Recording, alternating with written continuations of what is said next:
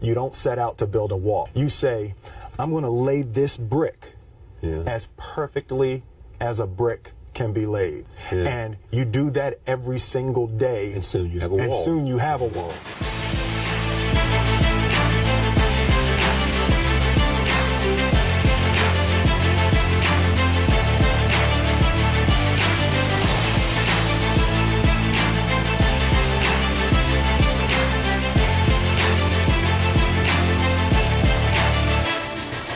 There's a certain delusional quality that all successful people have to have.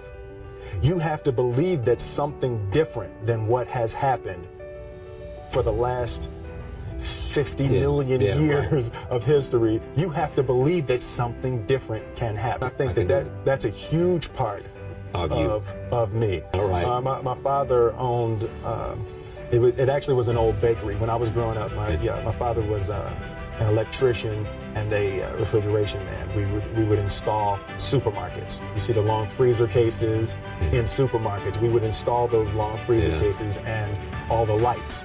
That's what we would do every summer.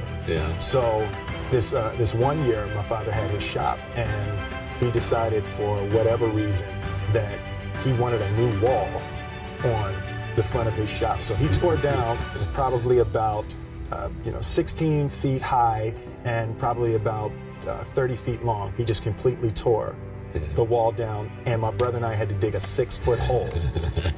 For the foundation. For the foundation. Right. We would mix in the concrete by hand. A year and a half. We were building this wall for a year and a half. Every day after school, we would come and mixing concrete, putting it in the hole, doing it, and it was just myself and my little brother. And I remember standing back, looking at that wall, saying, there's going to be a hole here forever. A year and a half later, we laid the final brick. We stood back, we looked at the wall, and he looked at me and my brother and said, don't y'all never tell me that you can't do something.